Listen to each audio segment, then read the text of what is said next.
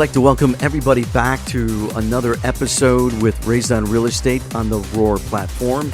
It's nice to have you all here back with us today. Greg Angelo and Brock Zevan back in the house in the podcast booth on an absolutely gorgeous, gorgeous sunny day here in Charlotte, North Carolina. We are looking at getting into the 90s, and Brock is in the house with us. Brock, great to have you back with us. What's up, brother? How we doing? We are having an awesome week. You know, we've been making all these calls right now. It's just exciting on the phone.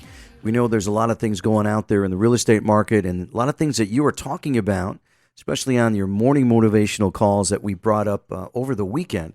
I did this quick little excerpt on, you know, what you do in your team, with the team that we're with the offices of LLC. And that's kind of like the way that I want to have this podcast for part 2 to go. Because last week we talked about being on a team, not being on a team. What does it look like? So I want to get more like let's look inside the engine of a team. How does it sound? Does it sound good? Is it going to go fast? Is it going to go slow? Is it going to take me where I want to go? So now let's open up the hood. Let's look at the dynamics of the team from the inside of the engine. And since you're the one who basically, on our team, you drive it. Yeah. Right? It's yours. Sometimes I like it and sometimes I don't like driving. But every day you start it, don't you? Yeah. Every day you start up that team, and there's a direction that you want it to go. And I think that's really important for people to have an understanding of, you know, if I get on a team, like, where is it going to go? Right. You have to have a vision, and you got to be able to express that vision. I struggled that in the beginning when I had a team. Is people on your team all need to know, like, when you're playing a sport, easy, because you're on a team and the result is to win the championship. So you don't really have to explain it as much as like, well, this is our goal. Well, we know our goal, but what we don't know is how we're going to get to that goal. We don't understand in real estate the vision of what that looks like, because every team has a different vision. Every team has a different way of doing that. I know some of the heavy hitters that you see around here, especially in Charlotte, some of the national players that you deal with. You got the Zillows, the Redfins, Mark Spain. He's a heavy hitter on what he does. They're all about quantity, not about quality. And I'm not trying to be mean by any means whatsoever, because everybody has their own way of doing things. And so that works, makes them a lot of money. There's teams that are on there, makes them a lot of money. But there also are challenges that come with running a team. And so it's funny you brought up the whole car situation and being the driver and being the engine behind it. And one of the passages I was listening to and reading about talked about the driver and talks about the passenger and talks about like the car that you have. And what it goes into, and T.D. Jakes is the guy that I listen to, and he's one of the motivational speakers. He's a bishop and a preacher, I mean. And so he talks about the car. See, you can get into your car, you can get into my car, you can get any vehicle that you want. You can get in a hot rod, you can have whatever you want in the engine, just like we talk about with the team. But when you get behind the driver's seat of the vehicle, you will immediately test the car, meaning, wow, look at this, honey, look at this sunroof, look at these features, look what it does here. And then you start the car. And then you're driving, and you're going to want to test the speed. How fast does it go? Look at the speedometer. Let's see what it does. All these things. And for a short period of time, we will go outside our elements and drive to what we want to test the car with. And that's how we are in life. We test it. Then what happens is we go back to our normalcy. So you can drive around a hot rod all day long, but eventually you'll go back to the way you drive because that's the way you were built. And so each team has a different car, has a different way of how it handles its speed, the color, all these things. But it has to fit you, because eventually you'll go back to the normal way that you drive a car, even though the car could have a lot more potential or lack of potential. So you got to look at what's under the hood, but really what's under the person who's driving the car, because that's what matters most, because you will go back to how you handle yourself, because that's just the way you're wired. So a lot of times I tell people, it doesn't matter. You can have a hot rod all day long.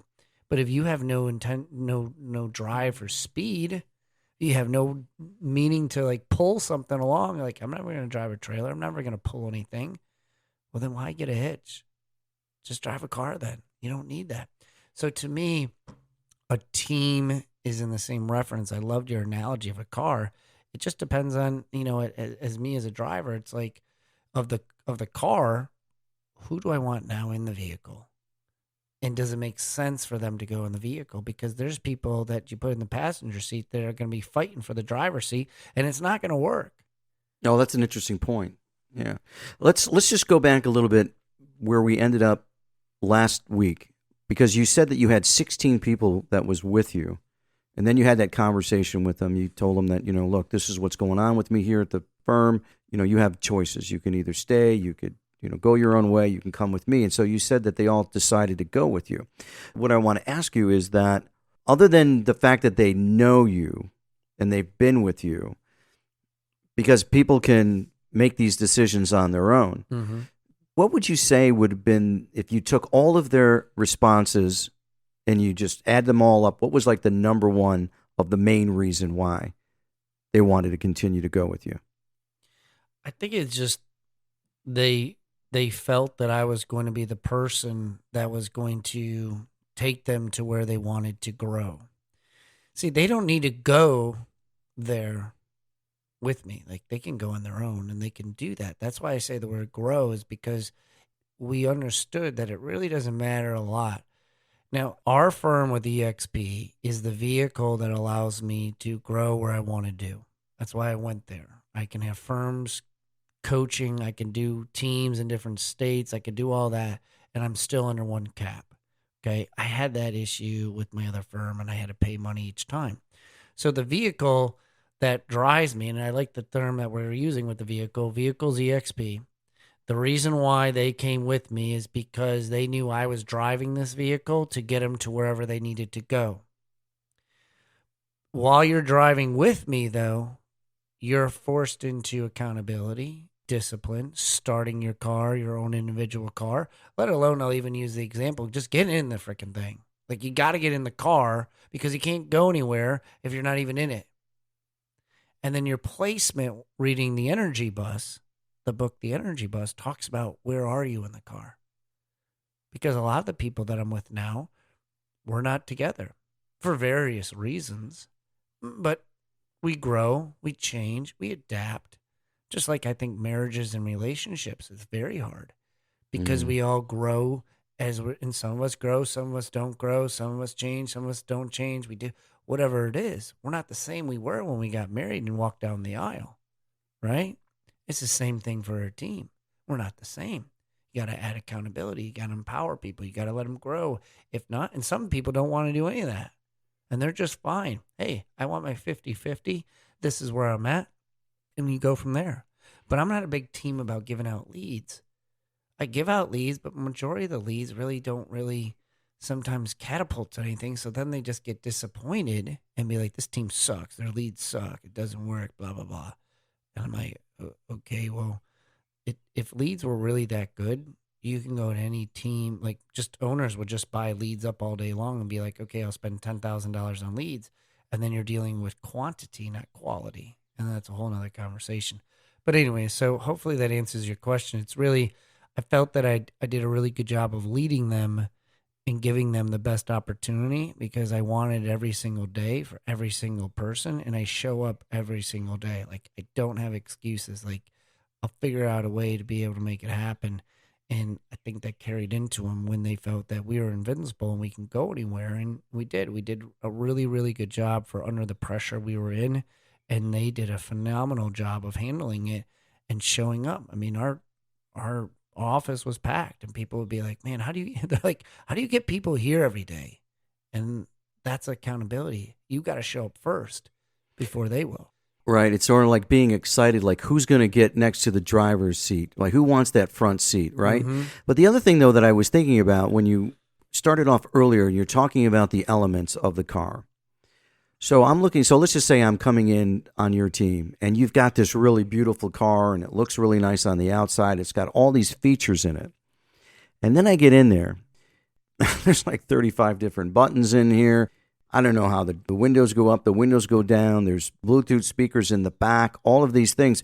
And so I think from the way that I see it from a team perspective, the driver is going to get the people that are inside the car to understand how everything is working, that they can actually function on their own with the leadership that you have, because anybody can get into that car and just sit there and just say, well, take me here, take me there. And it's like, well, I can't take you there unless you do this.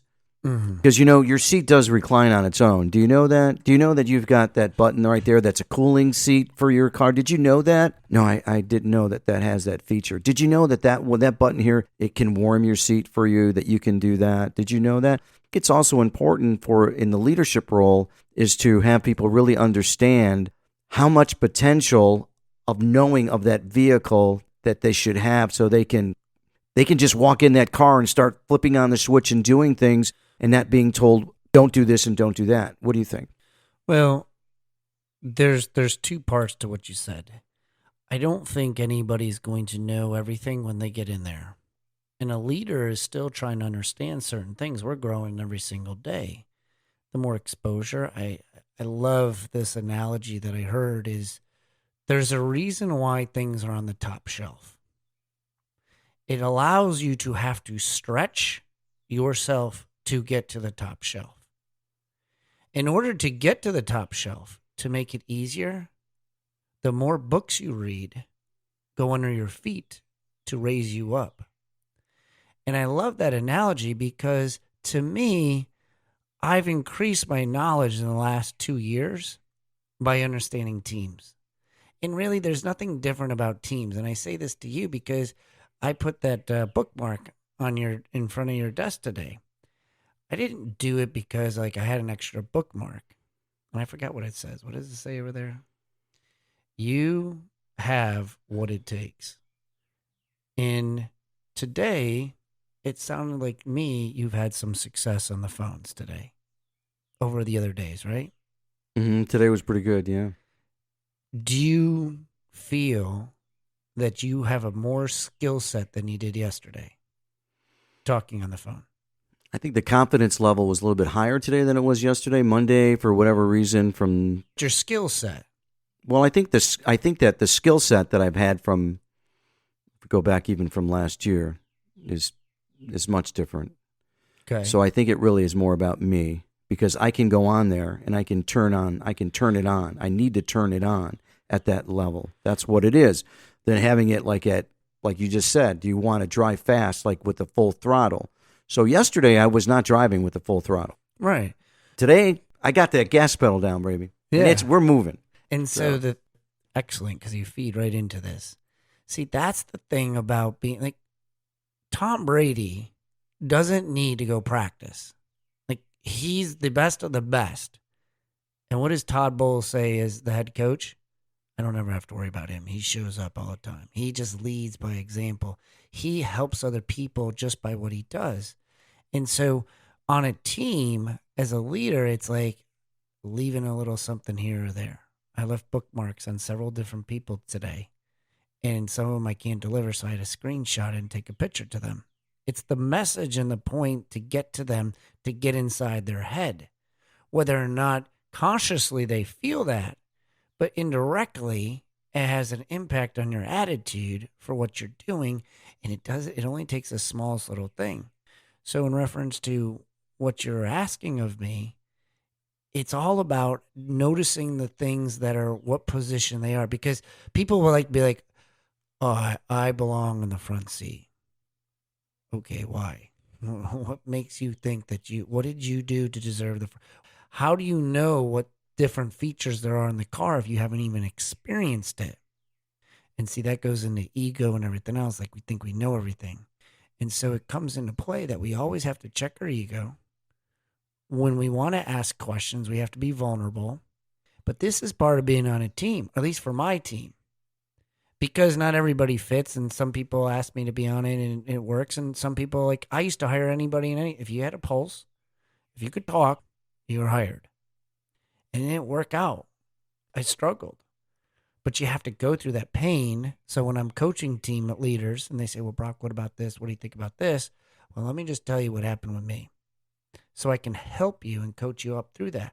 So if you're trying to make a decision, everybody, figuring it out, like, not only do I want to be on a team, but which team, you got to ask the right questions. You got to ask the questions of being like, hey, team leader, could I have a one-on-one with you? Can I ask you, what does your day look like? How do you get your, how do you get your business? Are you willing to coach me up? Are you willing to train me? What books are you reading? See, to me, I think books are such an important ingredient because most people work harder on their jobs than on themselves. They say if you work hard on your job, you'll have a career. If you work hard on yourself, you'll make a fortune. And to me, that's the missing ingredient where I'm like looking at the rest of my life. I got 10, 15 years in me that I'm like, I feel like I'm just getting started. I'm just getting myself warmed up. Muhammad Ali used to say, they used to ask him, when does he start counting when he was in the gym? I don't start counting my reps until the pain starts. That's when I count. And I've been through my pain. You know my story. I'm just starting to count now. So one of the things, though, I really want to find out from you, a lot of the people that are listening right now, and hopefully there's those that are in real estate that are doing this every day, and you may be on a team yourself. And so it's really good to have sort of like something else to put next to it, side by side, and to see whether or not what you're doing, what you're getting from, and what you're hearing in your team is really a benefit versus what we're talking about here. Because the way that I look at it, Brock, I mean, you're sort of like you're different from a lot of other people out there. I have to tell you, I mean, there's not too many people out there that, number one, he's highly competitive. And when you put something to him that says, well, I'm going to do this and so am I, so that's that competitive edge. There's not too many people who are going to get up every day at 5:30 consistently, no matter what.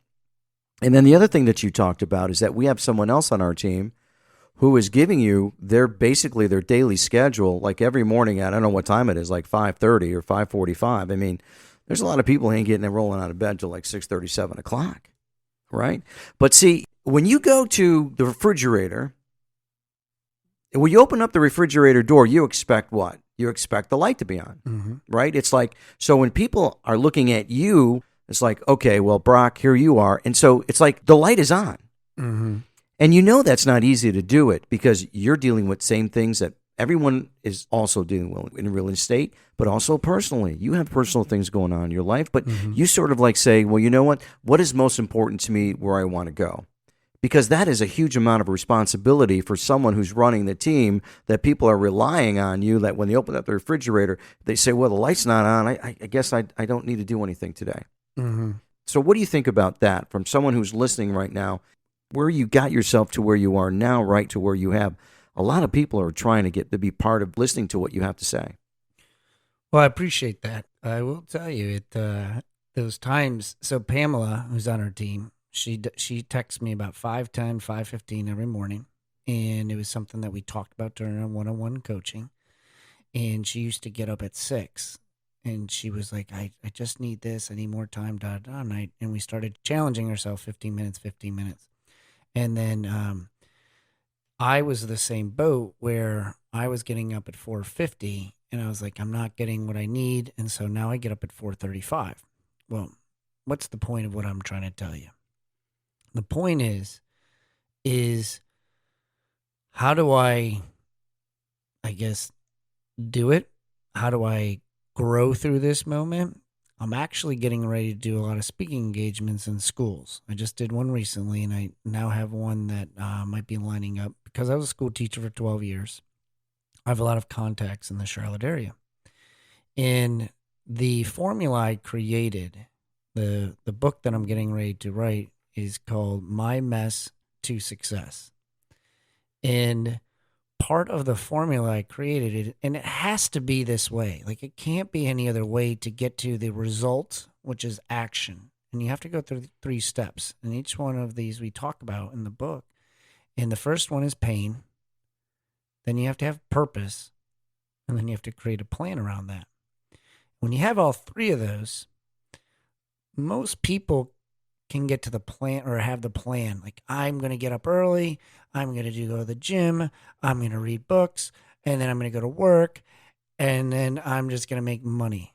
Like they have a general idea. Like back in the day in the plan, I love my parents to death and I love people who had this, but the plan is you're born, you go to school, you go to college, you have a job, you have a family, and then you die. Really was the plan in life. Blue collar, like you just got a W-2 job and that's what you did. Everybody has a plan. But then when the plan starts falling apart, we just go to complacency. I had a plan. I was going to be a school teacher and everything else. What happened was, in hindsight, fortunately, pain took place. And pain filled a void in me for about 5 years. And most people, what I think is the competitiveness that I'm very blessed to have is I had a battle every day and I wasn't going to lose. So I wanted to win at every single capacity of every single thing of just getting through a day. And I did it for 5 years. Eric Thomas, one of the motivational speakers I listen to, says sometimes it'll be a day. It might take you a week. It might take you a month. It might take you a year. And then he goes, and sometimes it might take you 10 to 20 years. And I was like, oh, I don't know if I can do it this long. But when I tell people I was in this for 5 years, most people are like, wow, that's a really long time. And now I can look back at it and be like, well, it's made me the person I am today. So I'm appreciative of it. So to me, to answer that question, it has to go back, and it does go back to me, is I had a lot of pain, immense amount of pain.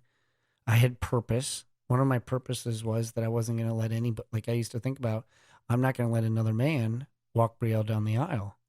And I'm like, if I pick up another drink, it's going to ruin me. So I had to fight for that. And that was my motivation. And having Bryce then come into my life and all these things started. So I had a purpose and I had to be specific. And I visioned it. I envisioned another person like taking Brielle. And I'm like, oh no. And that built anger, but good anger, competitive anger, to make me be like, I'm going to do this. I'm going to figure this thing out.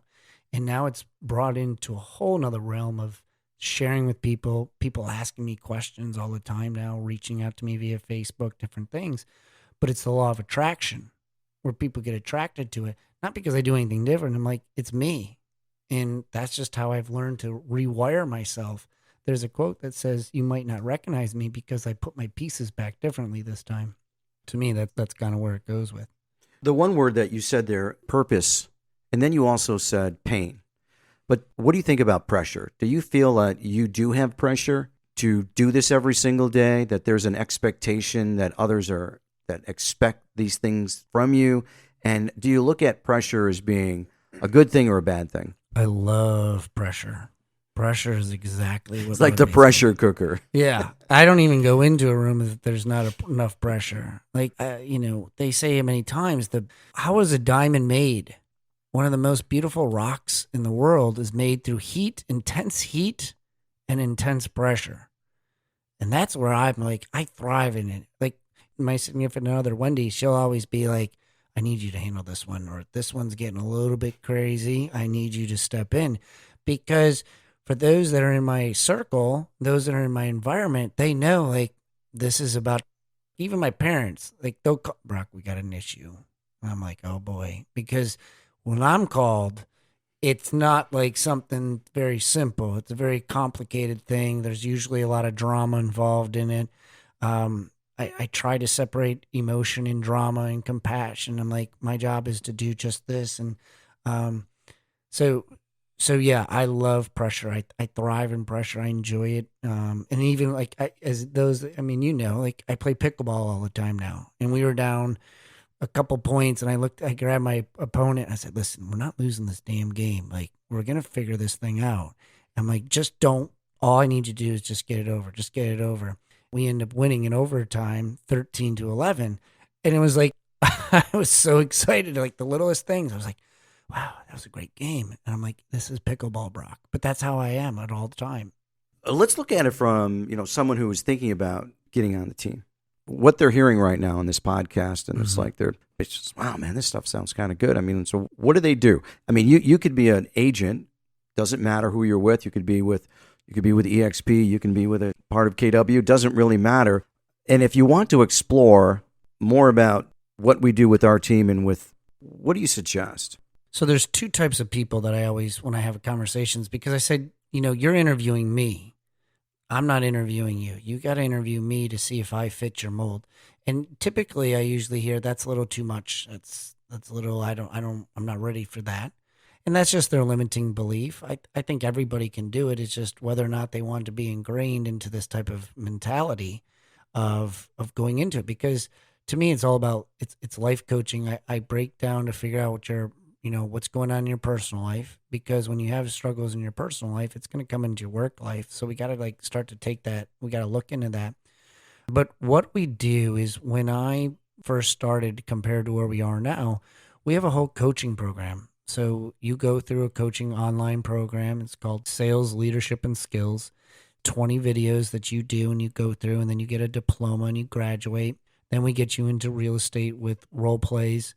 We do have an accountability call every morning, motivation and accountability, 8:15 to 8:45. We get into our team meeting. We have coaching Tuesdays and Thursdays, 10:30 to 11 o'clock. We have private team coaching from 10 to 11 on Thursdays. I go through live calls. You come to all my coaching events. You get all the coaching I get, you get firsthand. A heavy amount of coaching and accountability for you to be involved in. Role plays. Like, speaking of which, you and I need to do a role play. But it's that type of mindset. Like, I don't care who you are. Like, I want to push you to a level that it might just be like you're saying ums too much. Stop saying ums. You might be saying, like those type of people. But that means something, because when you're talking to a $1.5 million person or $2 million person, and they are a CEO of a company and they're in front of people all the time, it might be that little thing that you do that separates you. So we really critique even the fine details. So when you're a skilled person and you're like, well, I don't know, Brock, I already do $2 million a year, or $4 million a year. I don't care. Like, it doesn't matter your volume. It depends on where you want to grow. And I'm fortunate to say that I do roughly between 15 and 20 million on my own. And I'm still coaching, and I'm still teaching, and I have 2 kids. I run a single life. I'm still out in the open playing pickleball. I have a family of that's around me. I'm still dealing with stuff, yet still in the business, still working every single day on it. And I use that to leverage, because I don't want anybody to say, well, you don't understand, Brock. I don't have time, or you don't understand what's going on in my personal life. I beg to differ. Because if I can do it, anybody can do it. You just got to want it. So to me, the difference is what we do to you in the beginning and how we set you up. Because just like anything, when it comes time for fishing, I use the analogy fishing. Like, you can go to the store and buy fish all day long. But eventually, if that store runs out, or something crazy happens, or we have a pandemic, or whatever takes place, do you actually know how to fish? Do you know how to fish? Like, I love where the market is going. We're getting back to a healthy market. Yeah, that was one of the questions I was going to ask you. Before I get to that, there's 2 things also that you do for someone coming in. You have them do 2 things: a DISC assessment, and then you have what's called the DISC love language. Yep. So talk to us about that and why that's important. So it's very, very important to do the DISC, because I need to know your personality and you need to know my personality. So if you haven't taken the DISC, you can go to the Tony Robbins DISC assessment. That's the same one I use. People, you can pay for it. It's actually good. It's $100 if you want to do more of the higher level. But for the most part, I will ask you to do a DISC assessment, and then I'll ask you to do a love language. If you can't even do that before an interview, then it usually tells me what else are you not willing to do when things really take shape. So it's part of a little quiz of myself to see how you are. Secondly, it's important to understand what your personality is. I'm a very high D and I. I barely have any S and C in me. For those that know the DISC will know that. If you don't, you'll study it to understand that. But I also can't hire somebody who mirrors me. Because what happens is, if I bring on another D, we end up butting heads and might last for a little bit, and it just doesn't work. But we'd rather know that ahead of the time. I also use that as a way to be able to help somebody. So even if you don't make the team, at least you know more about yourself. So I get to know about you, and then I want you to know about me. I love I's and S's. I's and S's I love all day long. I hire a C, that's why we have a transaction coordinator, but an I and an S is perfect. You'll do really good in real estate. So if you have an I and an S, call me, because we can get you set up. But an I and an S is great because you're coachable and you want to talk. Okay? The love language is important. Because a lot of times when we're dealing with these challenges, and I also recommend people to do love language with their significant other at home. It works out very well because you get to understand things. What we do is we give what we want. We don't figure out what they want. And so a lot of times I've learned the hard way, not the hard way, it just took me a while, is like some people like words of affirmation. And I'm giving them acts of service. I'm like, hey, or a gift. Like, let me give you a gift card. Let me write you this note card. Let me do this. I'll pay to have your car washed. And I'm thinking I'm doing all this nice stuff for them. And then really, they just wanted either quality time or words of affirmation. And they wanted me to put a post out there about their achievements and their successes. And see, that's on the low end of Brock. And so if it's on the low of Brock, I don't give it. Well, once I realized and learned what you want and I pour into it, you'd be amazed at the results people do and what they like and what they want and what they need. And a lot of times in relationships, like Wendy, she's acts of service and quality time. She likes to be all big about acts of service, but then I called her out on it the other couple of weeks ago and I said, I think you're a little bit more quality time now. And we did it. And she's now level with quality time as of acts of service because it changes as you grow. Mm-hmm. And a lot of times, well, I did it 5 years ago. Well, things have changed then, or you're still the same, but you want to be able to know each other. So to me on a team, those are like the key things, which is a very good point that you brought up, is the DISC analysis. And then you need to know your love language. And then we go through your training. And then we do like quizzes on for sale by owners and expires. And people might be like, well, I don't want to call them. Okay, that's fine. You don't have to call them. Like Mike, who's on the team, when he was there, he would always do open houses. You have to do some sort of income producing. But we do an agent intake to be able to figure out what it is that you want, what your why is, and what book you're reading. Well, I think it's important too because you really don't know who it is that's coming in. They could say all kinds of things to you. Mm-hmm. And then you're not going to really know until they get in and they start doing things. You need to know how to communicate with them. You got to open them up. You got to, they could come in. They're like, well, I got to see what's underneath the hood. You're just telling me this. So these things basically, it's a good way. It's an exposure. When I did that, I had never had any idea what a love language was before. For me, it's really about affirmation and quality time. And even with my wife, Valerie, she's active service. Like anytime I do something for her, even if she doesn't ask me to do it and I do it, I get like huge quality points, like bonus points. It's like, wow, you did this, you cleaned this, you took care of this, you took care of stuff in Isaac's room. I remember one time I went to my mother-in-law's house and I helped her clean all the leaves in the gutter around the house. And it was in the summertime and it was like 95 degrees, man. And it was...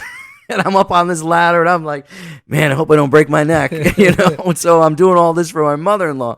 So I come home, and it's like, my wife is like, my mother-in-law texted her daughter and said, Greg came over here and did all this stuff. And she didn't know. She just loved it. And it was like, okay. But then again, we need reciprocation, right? And that's what's really important because that road, especially in love languages, what road you're on, because you don't want to just like pass somebody around them just for your own sake, which is... There's a saying, you never use somebody as the ladder rung to get you up. You got to earn your way to Say that again. You never use the lower ladder rung to step up. And a lot of people do that, and they just think that that's how they get up in life. But really, you got to earn your way to work yourself up a ladder. And when you do that, you're always going to help somebody. The best way is to be able to put your hand over and to be able to reach down and grab them and pull them up. And that's when you really, to me, is when you start to, people recognize that and they see that. And sometimes it doesn't happen instantaneously. But I'm going to give you one key point here. And I know you said something about exploring things, right? And knowing about the person. And I use different analogies through this. But imagine if you were about to have heart surgery. I would assume heart surgery is pretty big, right? Mm-hmm. Or any really surgery that they're going to put you under. Doesn't the doctor ask you a lot of questions? Sometimes about things like, what does drinking have to do with this? Or what time I wake up? Or what medicines I'm on? Like, why is that? Sometimes, well, Brock, it makes sense because the doctor needs to know this. But what happens if something happens to you when you're unconscious, your anesthesia is going, and the doctor opens you up? I'm pretty sure what we hear is called complications take place, right? The doctor needs to be prepared on how to handle you. You might be allergic to something. You might be drinking so much that your blood is extremely thin. Now we got to have blood thinners or doing this, and we got to be able to adapt. So these tests, these quizzes, these things about your personal life are so very important. So when something takes place, as a leader, I know how to handle it. I know what to do. So when people say, Brock, you really handle everything so smooth, you didn't do this. That's because I learned about you more than you probably know about yourself. Because I've learned myself inside out and backwards. So when people say I'm a little different, it's like a compliment. I don't think anything of it like I used to. But I know I'm a little strange.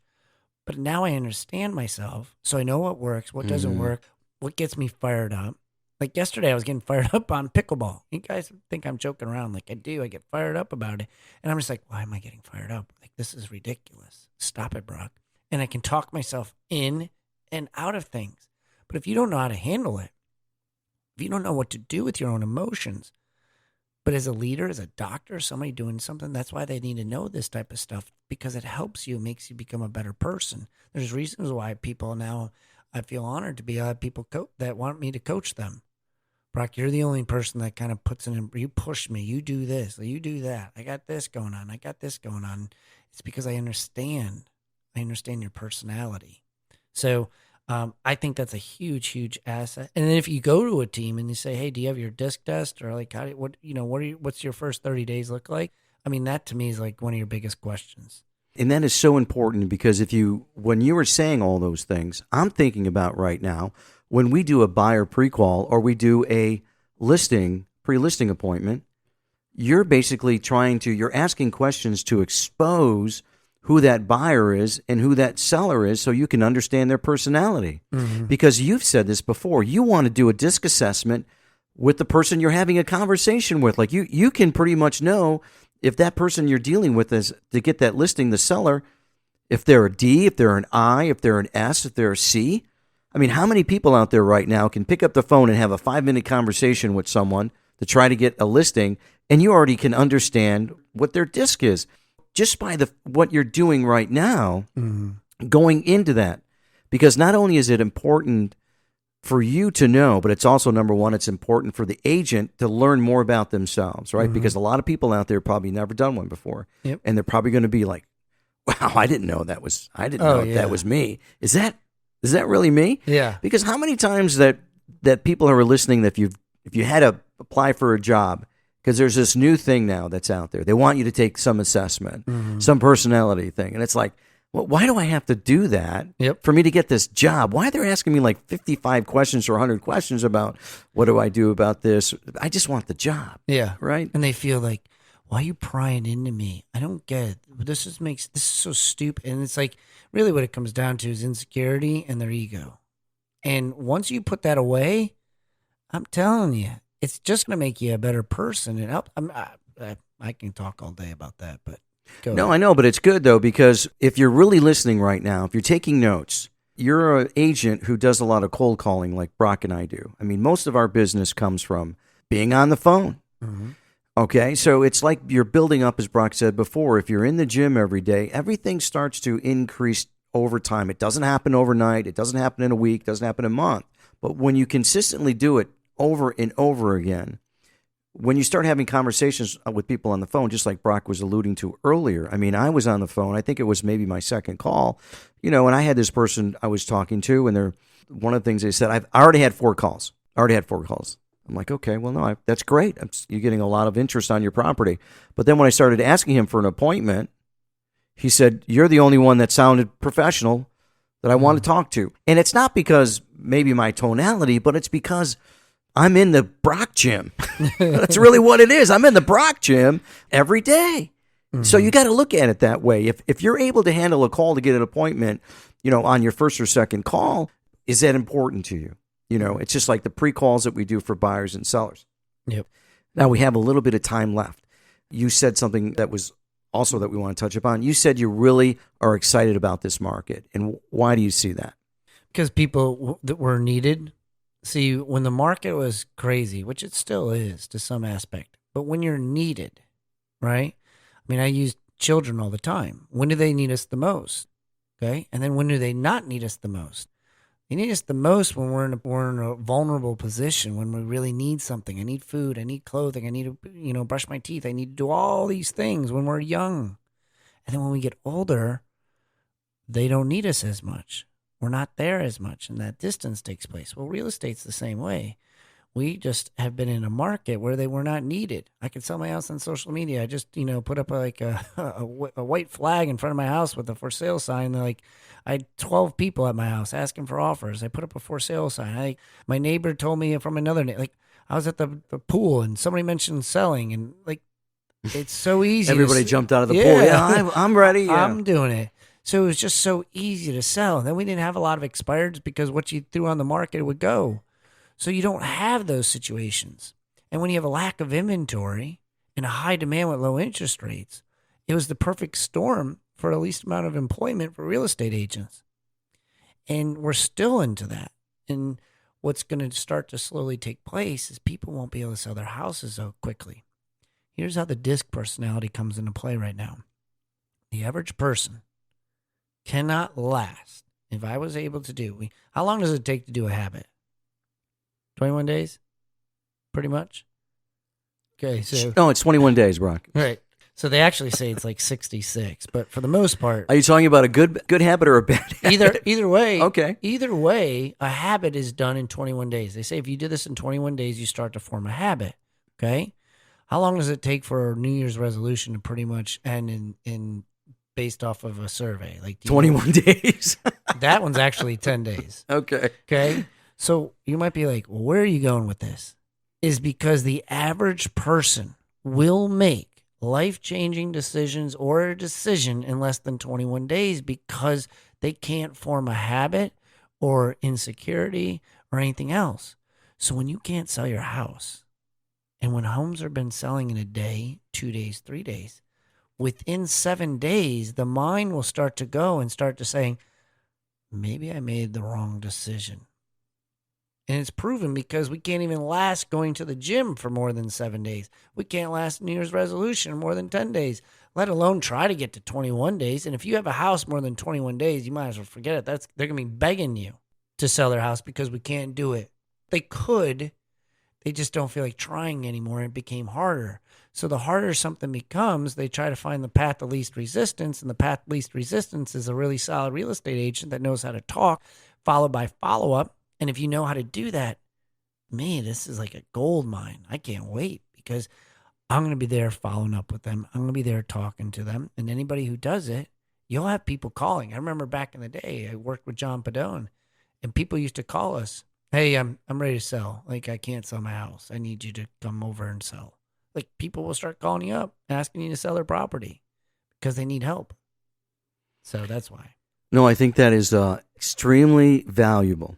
We're going to wrap it up here, but if anyone was really paying attention to that in this business, so start looking at how many days on market. If you put in 21 days, that's your benchmark time, right? So we just gave you a huge amount of valuable information, which is really what this team does and what Brock does with his team here. And so we're going to wind this one down. I know that we wanted to talk about compensation, which is really huge right now, and we're going to bring this up at our next podcast.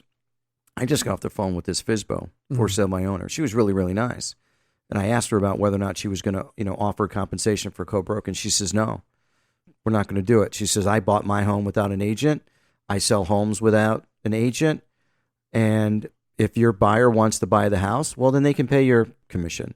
We'll talk about this at another time. So I'll tell you this one thing real quick for a bonus. Literally had the same call this morning on a guy. I said, you going to co-broke a buyer agency? He said, no. I said, I completely understand the market is in that position still. So at what point, though, will you interview a real estate agent based off of the terms that you have? And he literally paused I don't know. Are you going to interview an agent if you don't sell your house? Yeah, I would. At that point, you do understand that you have to pay a commission. Yeah. So at what point? A month, 2 months, a week? He's like, I have 2 showings going on, but if I don't get it, I do need to sell this thing next week. So next week I can interview for the position with the commission. He said, yes. So it's all about asking the right questions, because they'll still say no to you because the pain hasn't been there yet. And once that pain hits and you put it in there and you start talking about the pain, and then once the pain happens, I'm here to help you. Is that going to be next week? Sounds good. I'll be there. Yeah, that's really good. And that's kind of like how that conversation happened. What we like to do right now is quite frankly, we want to challenge you out there. We want to challenge everyone who's been listening to our podcast and those agents out there as well. And you don't have to be in real estate. You can be in any other sort of entrepreneur sales type of process. These things that Brock talks about, we do on our team, they don't disattach themselves to real estate. They can be anything. We encourage you to get on some of these calls that we do. We have a mindset motivation call Monday through Friday, 8:15 to 8:30. And it's great stuff. We have people around the country who tune into it. There's role plays, there's questions, there's all kinds of things that we do and Brock does. And so we encourage you to do that. We're going to put a challenge out there for you. Mm-hmm. Anybody who's out there for the first time, let us know who you are and what you think about this podcast and what you're learning from it. We want to hear about it, because YouTube is a great format now, great platform that we have. You can leave your comments, you can hit your likes, you can hit your dislike if you want to. We don't care. We just want to know. We really appreciate it. We're going to wind this one down. Absolutely. Anything else you got on your plate you want to put out there? That's it, man. Be smart when you're making these type of decisions. Talk to other people. I think that one show that said, like, phone a friend, like I do it all the time, like get an accountability partner, talk to somebody when you got challenges and situations. And like Greg said, like, love to have you on our calls in the morning. It's a discipline. It's a mindset. It gets you going, gets you fired up each day, and at least, makes you self-think about where you were at. And yeah, please join us and let us know what you think about our podcast, because it gives us feedback to what we want to do next and what our topics are going to be and what it looks like. I love having you all here. Now, we really appreciate this format that we've got going on here. Raised on Real Estate. Check us out. It's just amazing to see how this is going to go. For Brock Zevan, this is Greg Angelo for Raised on Real Estate. Appreciate you so much. We care about you. Thanks for being with us. We'll talk to you soon. Take care.